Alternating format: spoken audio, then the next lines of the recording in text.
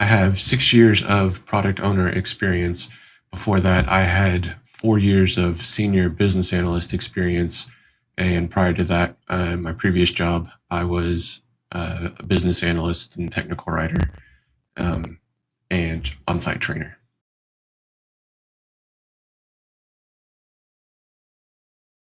Product management to me is being able to work with internal and external stakeholders, as well as development teams or other business units, to build and provide the best optimal solution that the business is asking for. So I believe that it requires a skill to make sure that the product that's delivered is the product that actually needs to be provided. I've worked with a number of stakeholders who, the more you interact with them and ask the questions and try and get to the heart of what they're looking for, we're able to give them a better product than they thought that they wanted when we went into it, sometimes simpler than what they were looking for. So I think that's kind of the role of a product manager, is to be able to be over all of those things in the intersection between stakeholders and user research, UX, development, and user acceptance testing. I think is a very important part of being product management, to make sure that the final product going out the door is what it should be.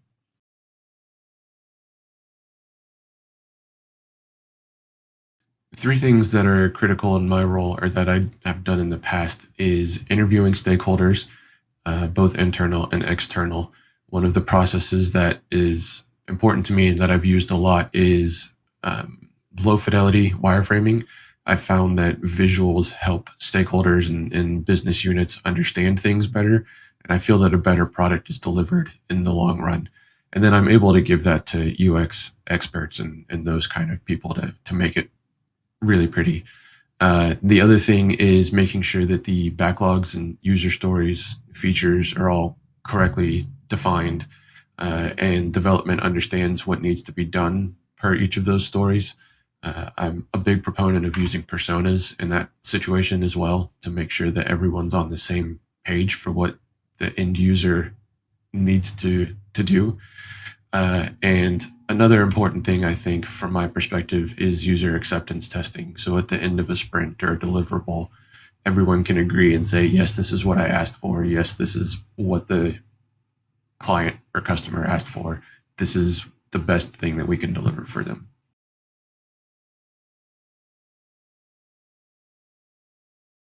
I think the most important attributes to having an epic or a user story is a persona, in my opinion.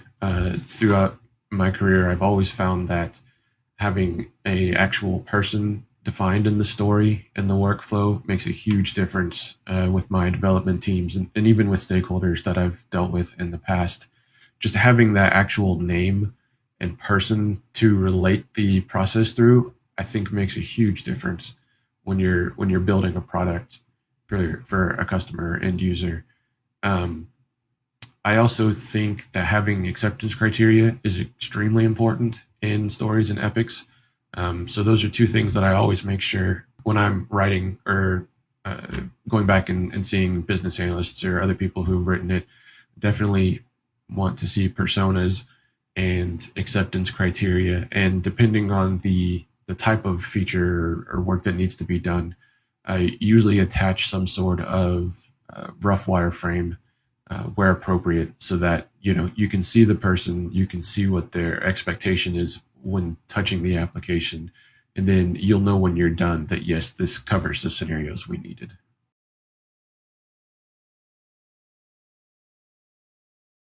Best example, I think, would be my previous position at Delic in the retail development department. We were given the opportunity to kind of start development from scratch, go back and design a retail store, C store technology hub from the ground up. So I think the value that I provided in that was making sure that all of the different business units were involved in the development of that, because obviously we would be touching the loyalty department and the price book department and fueling and all of those kind of things, QSR integrations.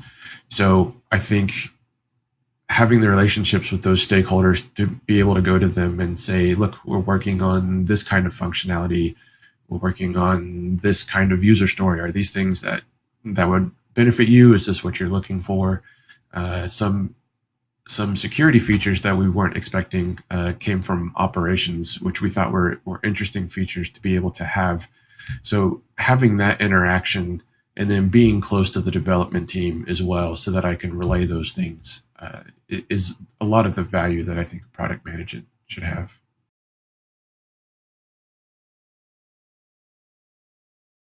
Yes, I've used OKRs in previous positions. I think that they're important to make sure, again, the product that being delivered is the product that needs to be out in the field or in the end user's hands.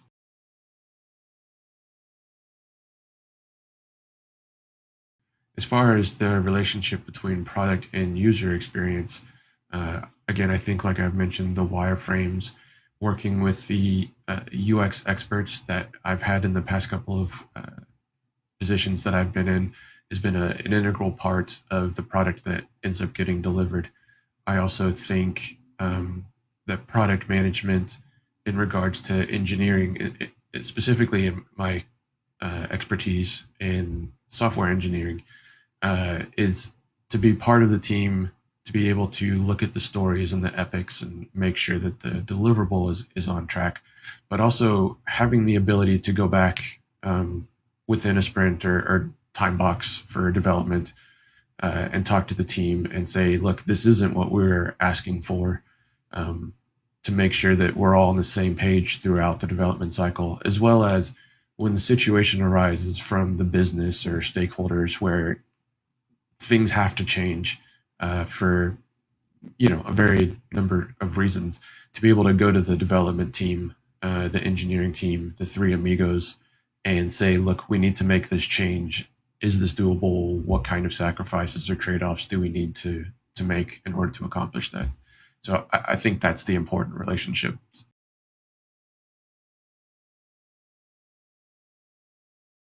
The ways that I've known if our products have been successful in the past has been a lot to deal with the end user experience.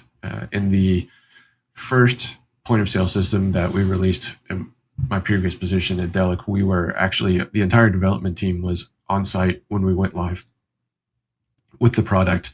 Um, so being there and seeing the interaction with the cashiers and the store staff and that kind of thing uh, made it abundantly clear that this brought real value to their day-to-day tasks and the responsibilities that they had, as well as being able to report to upper management, our CIO and other directors, that this had gone well.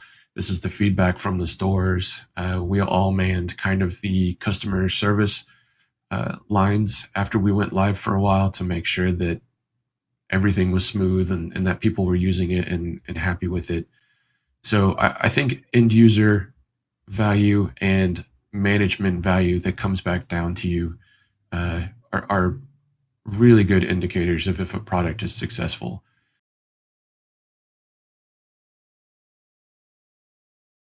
I think the first thing that you really need to do in that situation is go to the business directly and have that interaction with them to either let them know that the end result or the deliverable is not what they had asked for, or if it turns out that in the end what they got wasn't what they actually thought they needed or didn't accomplish their end goal for some reason, to be that face in front of the business and say, we understand, what can we do to make this better, what kind of enhancements or changes do you think would make this the product that needs to be in the end users.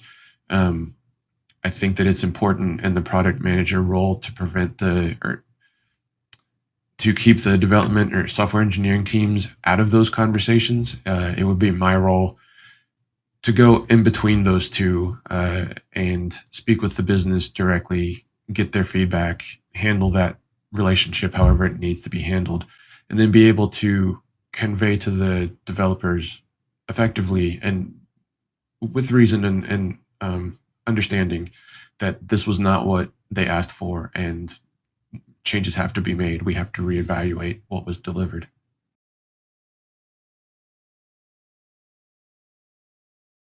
All of the products that I've worked on so far have been a technology solution. Again, particularly at Delic, we were building an entire technology hub platform for a retail store.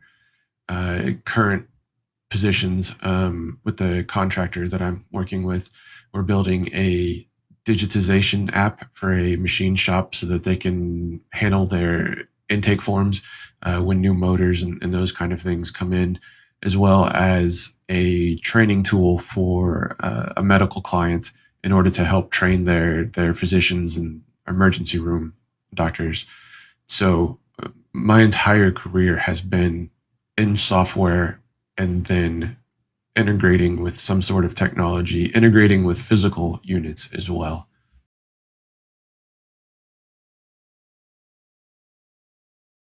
There are two examples that immediately come to mind. One was we were having trouble dealing with the vendor for cost reasons. It wasn't effective for relationship reasons. It was going sour and it was not going to be viable long term. Um, and I had kept up relationships with a competitor, another vendor, and I was able to go back to leadership, my director, and the rest of the development team, as well as the other business units, fuel pricing and credit card payment, that kind of thing, and say, look, this is another solution that we can turn to. These are all the benefits that it has, uh, better relationships, better software, better expansions or forward facing um, development features. And I think that shifted the entire tone of the development because it gave us more freedom and a better understanding of how a full technology hub could integrate in the store. And another example would be the store training, employee training module. We came up with a way to gamify the training and learning experience that would be built into this system, and that kind of changed the back office functionality entirely.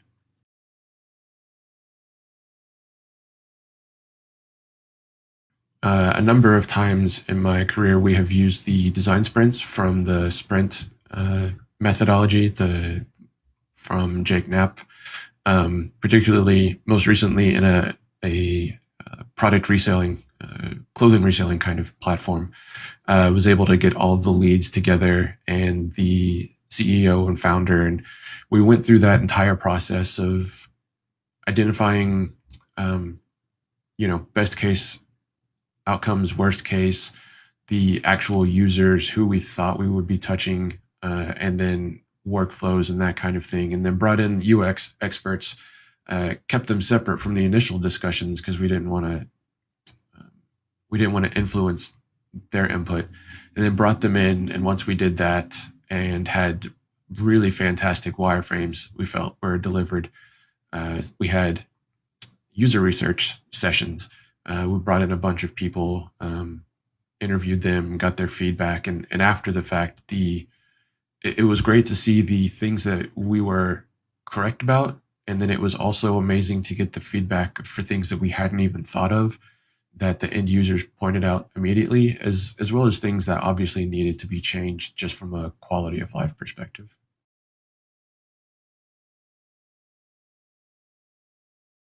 I was a actually a music major when I started in college, music performance. So I listen to a lot of music. I am trying to get instruments back in my house to be able to start practicing again.